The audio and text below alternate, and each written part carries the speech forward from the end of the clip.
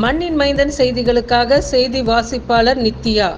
புதுச்சேரி மாநிலம் மங்கலம் தொகுதி பள்ளி கல்லூரி மாணவிகள் தாங்கள் சார்ந்த தலித் சமூகத்தில் 1964 ஆதாரமில்லாமல் இட ஒதுக்கீட்டில் கல்வி வேலைவாய்ப்பில் புறக்கணிக்கப்படுவதாக புதுச்சேரி ஆளுநருக்கும் முதல்வருக்கும் மாணவிகள் கோரிக்கை விடுத்துள்ளனர்.